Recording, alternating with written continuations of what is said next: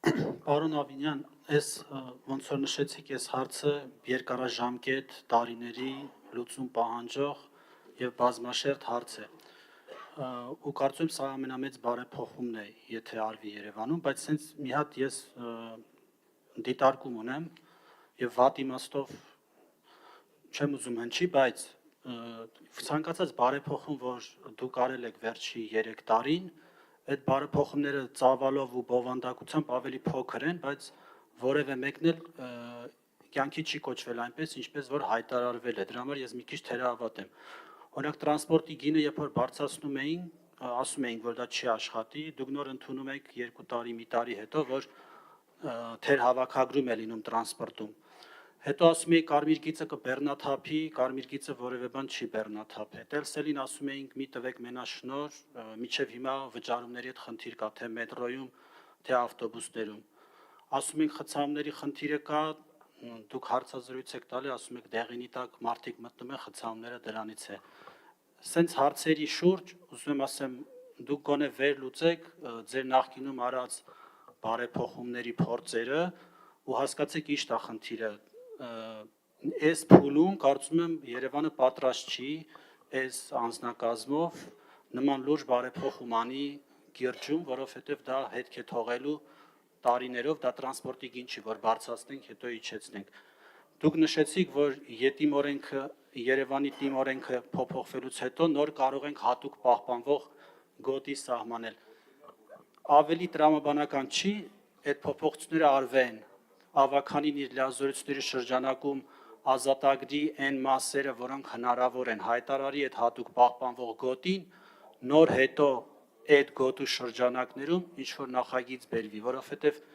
հիմա ի՞նչն է հիմք ընդունվում, այնպիսի տեսքը, որը հիմա կա, բայց այս տեսքը կարող է մի տարի կամ 2 տարի հետո փոփոխվել այդ օրենքի փոփոխությունից հետո։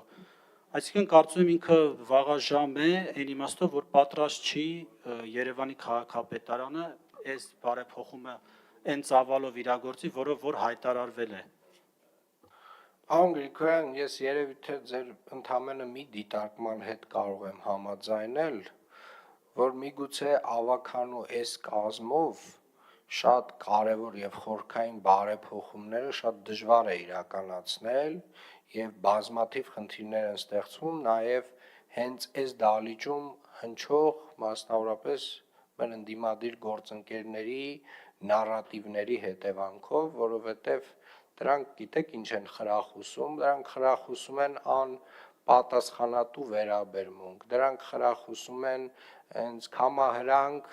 համայնքի եւ համայնքի սեփականության նկատմամբ եւ երբ որ այո այս դահլիճում այդ տեսակ մտքեր նույնպես հնչում են 2-3 տարի այդ մտքերը հնչում են ու դա տենց արդեն բոլորս նորմալ ենք համարում որ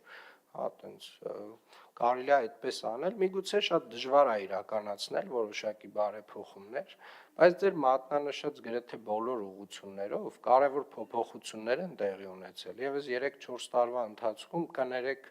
բայց գազելներից մենք ձերբազատվել ենք եւ ամբողջապես նոր շարժակազմ ունենք բոլոր ավտոբուսներում ունենք վալիդատորներ գրեթե տեխնիկական խնդիրները հասցվել են տենց չգիտեմ 0.05%-ի եւ իրականում մի X ժամանակ հետո եկավ այդ նարատիվները նաեւ բանանելու կոտրելու վերջնական ժամանակը որը որ մենք սկսեցինք իրականացնել պարոն Գրիգորյան այո դուք ճիշտ եք ասում այս կազմով շատ դժվար է իրականացնել այն փոփոխությունները որոնք որ այս քաղաքին պետք են որոնք որ շատ դեպքերում ցավոտ են եւ պոպուլիստական չեն բայց այս քաղաքը դրա կարիքը ունի շատ դժվար է բացատրել ժողովուրդ ջան եթե մենք տենց տարեկան մոտավորապես մենակ Երևան քաղաքում գրանցվում է 12-ից 13,000 նոր մեքենա, ել չեմ խոսում հարակից մարզերի մասին, եւ այդ ավտոմեքենաները դառնում են մեր ուղևորահոսքի մասնակից, հա պարզ ասենք, ուզում է աշխարհի ամենաբարձր մակարդակի արհեստական բանականությամբ լուսափորները դնենք, դրանից իրավիճակը շատ լավը չի դառնա։ Այդտեղ պետք են որոշակի նոր կարգավորումներ եւ սահմանափակումներ։ Եվ ես վստահ եմ, հենց այդ կարգավորումները եւ սահմանափակումները մենք այստեղ բերենք, մեր ընդդիմադիր գործընկերները ամենահնարավոր պոպուլիստական լոզունգներով այ հենց այս նույն ամբիոնից հանդես կգան, որովհետև իրականում ես մի բան պետք է արձանագրեմ, մենք այս դահլիճում շատ դեպքերում իրական խնդիրները չենք քննարկում, մենք sense քննարկում ենք այն ինչ այդ պահին, օրինակ ինչ որ մի խմբակցություն կարծում է, որ ավել ռեյտինգ իրենք ապահովի շատ կարճաժամկետում։ Մենք այդ կարճաժամկետի մասին չենք մտածում, ենք մտածում, որպեսզի քաղաքում այս փոփոխությունները տեղի ունենան, եւ կներեք էլի, բայց բան Գրիգորյան, ասենք հանրային տրանսպորտը գոնե օրինակ մի բերեք, ասենք կոպեկը գողանալուց մենք հասել ենք ամբողջապես թվային լուծումների եւ անհպում բաների, չգիտեմ, ասենք վճարումների ամբողջական տրանսպորտում, իր բոլոր դժվարություններով եւ այն կներեք հիմար նարատիվներով, որ մենք տենց սնուցել ենք ժողովրդին, որ եկեք էս անենք, հիմա ամեն մի թափ-թփուկ կներեք արտահայտությանս համար խուլիգան,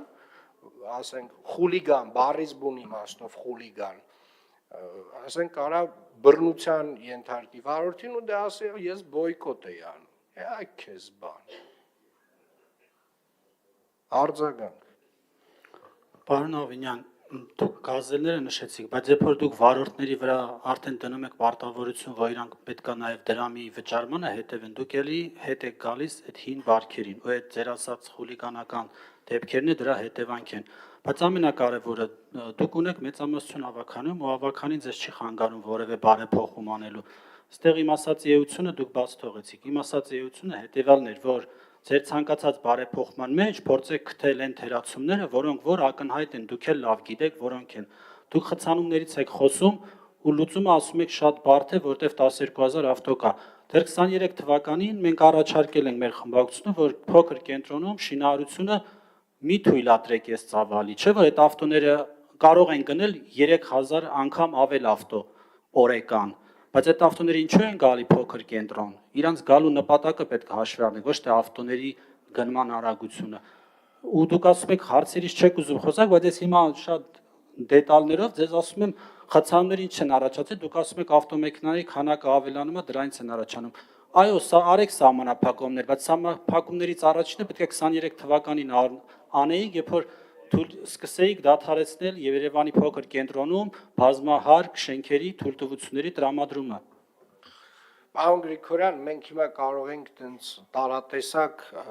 գործի հետ կապ չունեցող ինչ-որ բաներից խոսել եւ արդարացումներ փնտրել, ասենք, չգիտեմ, մեկը մյուսի հետ կապ չունեցող, էլի, ասենք, պատճառահետևանքային գրեթե տենց մինիմալ իրար հետ կապ ունեցող բաներից խոսել, որովհետեւ ասենք կենտրոնում հիմնականում ինչ թույլտվություններ տրվել էին, արդեն իսկ տրված էին ի սկզբանե վերջին 4 տարիներին միայն, այսպես ասած, տենց մոտավորապես շարունակականությունն է ապահովել, շատ մեծ ծավալի շինարարության թույլտվություններ, համենայն դեպս իմ օրոք հատուկ տենց, որոնք որ շարունակական ծրագրեր չեն, ասենք մի 10 տարվա, իմ կողմից չեն տրվել նոր հատվածներում։ Բայց դրա մասին չի խոսքը, պարոն Գրիգորյան։ Երբ որ ես խոսում եմ, որ այս դահլիճում հնչող նարատիվները այո ազդում են եւ դրանք տենց այնուամենայնիվ իրենց ազդեցությունը թողնում, դա միանշանակ է։ Եվ հիմա գիտեք, այդ որ ասում եք վարորդներին դուք ինչ որ բան եք, Ժորժ ջան, դա նորմալ պրակտիկա է միջազգային 1, մեր վարորդները ստանում են նորմալ արտաժամյա եւ բավականին բարձր աշխատավարձ 2, որովհետեւ մենք կարողանանք այդ աշխատավարձը պահել։ Մեր ավտոբուսները վերանորոգել, վաղը մյուս օրը էլի նոր ավտոբուսներ գնել, 2031 թվականին նոր մեծ խմբականակ ունենք առնելու, նախորդը արդեն փոխարինելու համար։ Այս ամեն ինչը կազմակերպելու համար պետք է կարողանանք հավաքագրել։ Հա, հիմա տենց կարանք ասենք, վայ, էս ինչ եղավ։ Եղավ այն, որ Ժորժ ջան, այս ամբիոնից ասում եք, դե եկեք բոյկոտենք, հիմա ասում եմ հարբած մի հատ թափ-թփուկ, ասում է ես բոյկոտ եմ անում, հետո էլ հարձակվում է վարորդի վրա։ Ով է մեղավոր վարորդը, որ ասում է օրինական պահանջա ներկայացում, ասում է եղբայր վճարի։ Դա իր պայմանագրային պարտավորությունն է, նաև նրա համար, որ ինքը ստանա բարձր աշխատավարձ։ Եվ այո, աշխարհում բոլոր տեղերում սա արվում